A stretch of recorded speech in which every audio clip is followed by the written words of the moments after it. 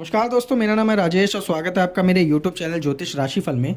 आज हम बात करने जा रहे हैं भगवान सूर्य को जल चढ़ाने के सही समय की। भगवान सूर्य को जल चढ़ाने से क्या लाभ होते हैं, क्या फ़ायदे होते हैं और भगवान सूर्य को कैसे अर्घ देना चाहिए, इसकी सही विधि क्या है। बाकी कौन से मंत्रों का जाप करना चाहिए अगर आप भगवान सूर्य को जल चढ़ा रहे हैं तो चलिए बिना किसी देरी के शुरू करते हैं। तो सबसे पहले बात करते हैं भगवान सूर्य को जल क्यों चढ़ाया जाता है और उसके फायदे क्या हैं। तो अगर आपकी कुंडली में सूर्य बलवान होते हैं तो आपको सरकार से सम्मान प्राप्त होता है, ये फ़ायदा है एक सबसे बड़ा। दूसरा, आप अगर आप सरकारी नौकरी के लिए प्रयास कर रहे हैं और अगर आपकी कुंडली में सूर्य बलवान है तो आपको सरकारी नौकरी मिलने के योग बहुत अच्छे बनते हैं। बाकी आपका मान सम्मान समाज में, दोस्तों में या रिश्तेदारों में कैसा होगा, ये भी आपकी कुंडली में सूर्यदेव की स्थिति के ऊपर ही निर्धारित होता है।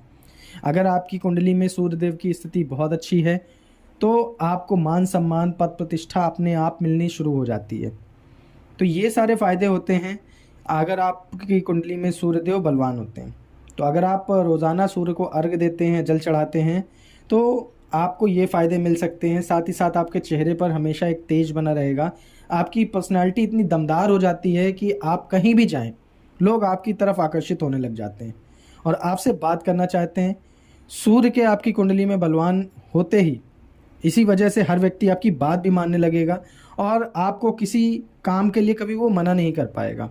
तो ये फ़ायदे होते हैं अगर आप भगवान सूर्य को अर्घ देते हैं या आपकी कुंडली में भगवान सूर्य जो हैं वो मजबूत स्थिति में होते हैं। अब बात करते हैं कि भगवान सूर्य को अर्घ कैसे देना चाहिए और क्या है इसकी सही विधि। सबसे पहली बात यह है कि जब आप सूर्य भगवान को अर्घ दें तो वो जल के द्वारा ही देना चाहिए। कुछ लोग दूध या घी के द्वारा अर्घ देते हैं, क्योंकि अगर आप दूध या घी के द्वारा अर्घ देंगे और अगर आप पर्याप्त मात्रा में लोटा भर के अर्घ नहीं दे रहे हैं तो उसका कोई फ़ायदा नहीं है। अब 2-4 छींटे दूध के या जल के सूर्य भगवान की तरफ फेंकने से आपको उसके लाभ नहीं मिलते। और शास्त्रों में भी यही तरीका बताया गया है कि अगर आप अर्घ दे रहे हैं तो जल से अर्घ दें, सबसे अच्छा होता है वो तरीका। तो अगर आपकी सामर्थ्य इतनी नहीं है कि आप पूरा लोटा भर के घी या दूध का अर्घ दे पाएँ तो आपको जल का ही अर्घ देना चाहिए। यही सबसे फ़ायदेमंद तरीका है।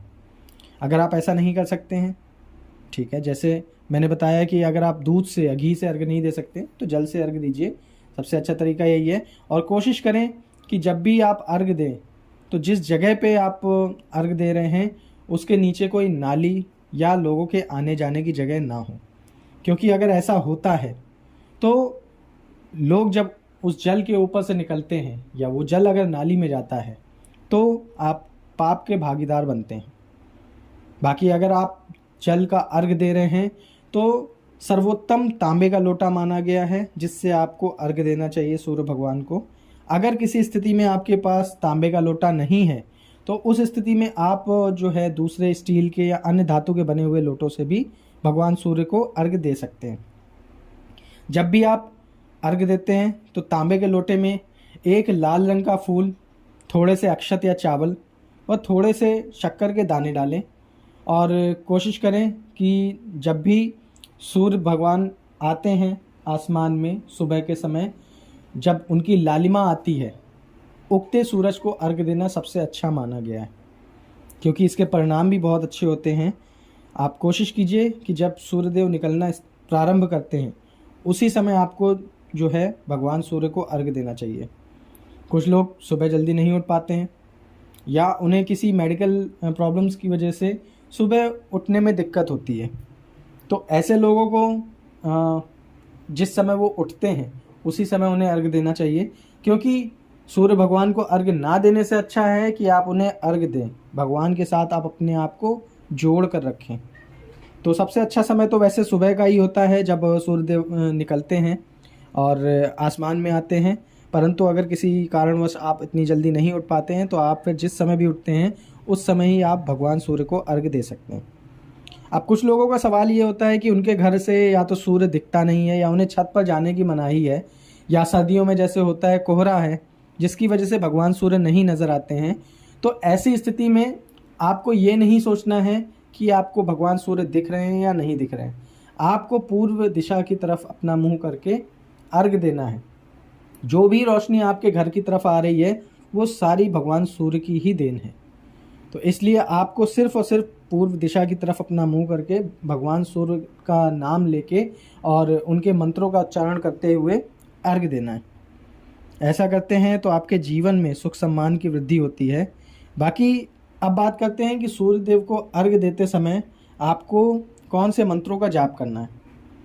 तो आपको मंत्रों का जाप करना है ओम ग्रीम सूर्याय नमः 11 बार, या फिर आप ओम गृण आदित्याय नमः मंत्र का जाप कर सकते हैं 11 बार, या फिर ओम गृण सूर्याय नमः मंत्र का जाप आप कर सकते हैं 11 बार।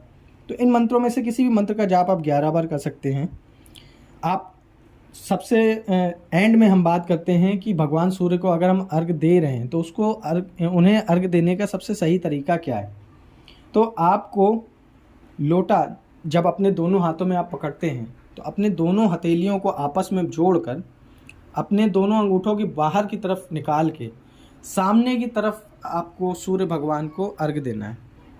जब अगर आप किसी नदी में भी हैं, स्नान कर रहे हैं, वहाँ पे भी अगर आप अर्घ दे रहे हैं तो आपको अपने दोनों हथेलियों को जोड़कर अंगूठों को बाहर की तरफ निकालकर सामने की तरफ उन्हें अर्घ देना है। यही सबसे सही तरीका शास्त्रों में भी है भगवान सूर्य को अर्घ देने का।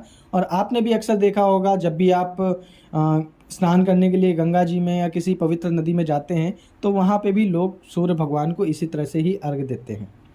तो ये सबसे सही तरीका होता है भगवान सूर्य को अर्घ देने का।